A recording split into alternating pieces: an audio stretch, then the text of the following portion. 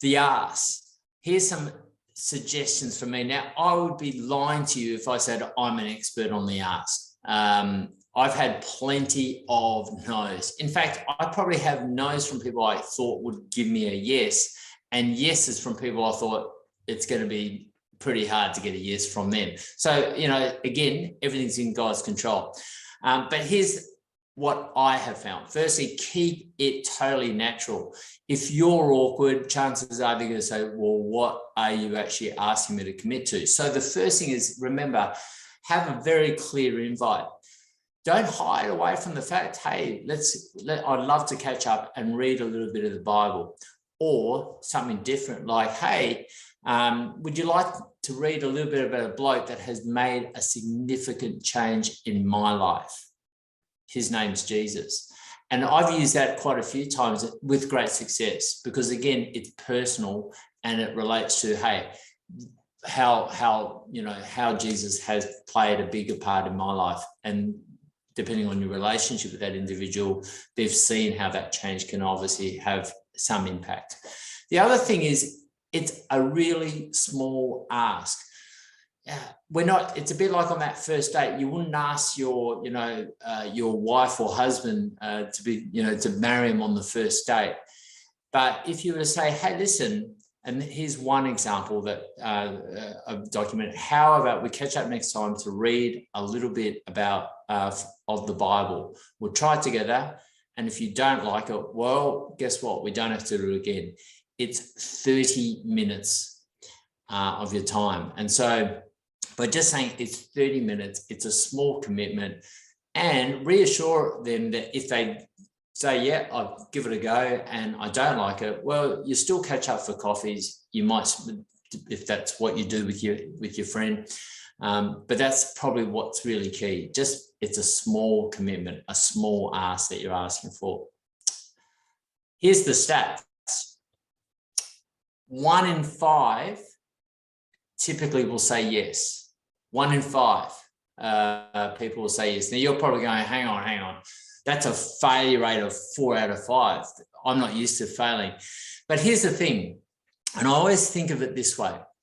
Never, no does not mean never. And I've heard so many encouraging stories where you'll approach someone and you'll say to them, hey, can I be praying for you? Hey, would you like to read the Bible with me? And you've planted a seed that many years later, they might come back to you and say, hey, listen, you mentioned that I would like to be doing that can we give that a go now? And for me, obviously, this has been quite new for me as an experience, but there's people that I've worked with and many stories I've heard of conversion stories where, obviously conversion can take a long time, but even actually the comeback can be years after the fact. In one example, 18 years after asking if you'd like to read the Bible, they've actually said, hey, would you mind if we read the Bible now? So context is everything, and life changes for everything, and it's in God's timing. All right, at the end of the session, you've finished your coffees. Some episodes are more challenging than others, but all you ask is, did you enjoy that? And would you like to do it again? And here's the interesting fact. So 8 times out of 10, your non-Christian friend, and this is just a stat from the Word One-to-One, is yes, I would love to do it again. And so that's the joy of knowing that once you've actually got someone over a coffee and you've done it once, 80% of the time they're going to say, yes, I'd love to do it again. And so please be praying for me. Tom and I are now actually in book 3. It's taken its time, but we are working through it slowly. He's had numerous job changes, but here's the beauty of it. No matter what life throws at you, you can just keep going, and it just builds that connect and builds that relationship, and there's no time pressure whatsoever.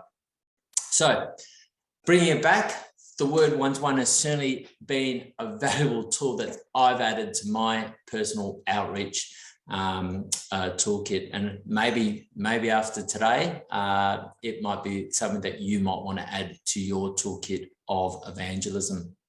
So are you keen to become a Bible sharer just like me? Here's the 4 simple steps I'd like you to consider. Firstly, I'd love you to think of 5 friends friends, work colleagues, family, whatever the case might be, that need to hear the good news of the gospel, and just pray. So we're not doing the ask, we're not asking to do any of that stuff. It's just get into it and pray for them. Okay. Now you get why I've said 5. If you start with 5, chances are you'll end up with 1 that will say yes. Step 2, get your hands on book 1. Why I actually encourage you to do that is, 1, to get a feel for it. Practice it with a Christian friend, even just to actually get a bit of a familiarization of the resource. You'll feel comfortable with it. Or even just practice like I did with a non-Christian friend pretty much up front. It's a great way to actually get going. And yes, it will feel clunky, but it will start to become more natural as you read through it. Step 3, prepare to ask. So that QR code, if you actually scan that QR code, that'll take you to the Wandering Bookseller. We partner with them. They've got the cheapest Word one-to-one resource across all the bookshops across that we're familiar with or aware of. Step 3, prepare to ask and read. So join us. So we do a free monthly online training off of that. So just go to the CVF website and you'll be able to look under training activities and you'll see the Word one-to-one. It's a free online training. We dive a lot more into the ask. You can curate your own ask during the session. So it's a great opportunity to do that and get a few more facts and figures. And lastly, all I can encourage and urge you to do is give it a go. Trust that it's all in God's hands. And I'd love to think that in 18 to 24 months' time, we could be catching up again and you could be sharing a story just like the one I've shared with you today. On that note, I'm going to throw it open now for some Q&A. Yeah, thanks, Tim. Chris here. So just thinking about those kind of apologetics questions that come up, like, okay, why are we reading this book called John, and why are we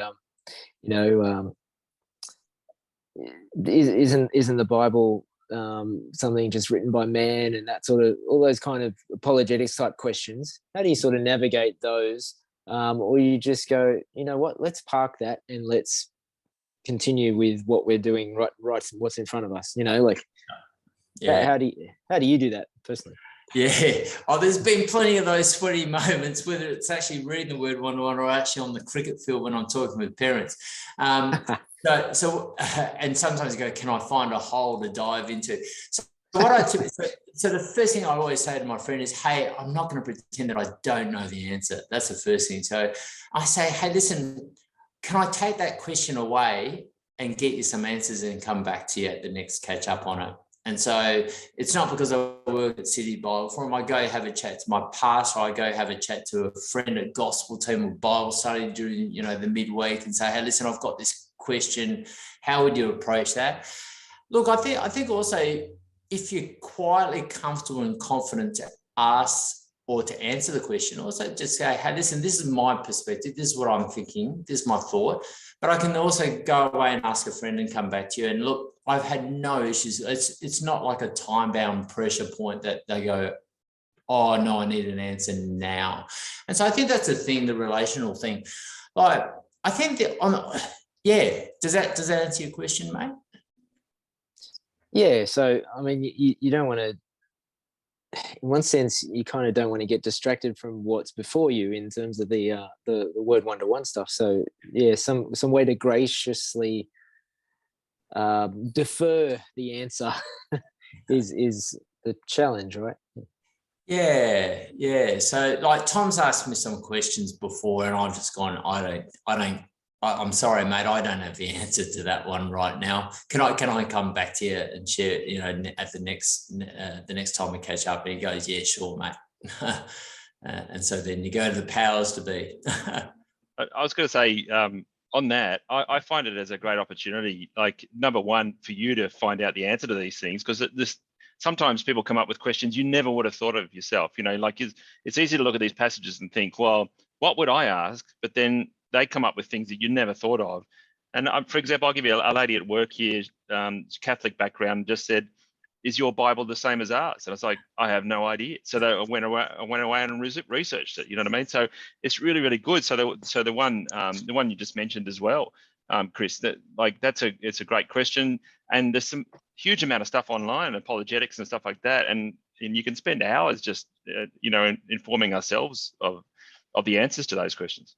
I love the expression that says, the best ability you can put at God's hands is your availability.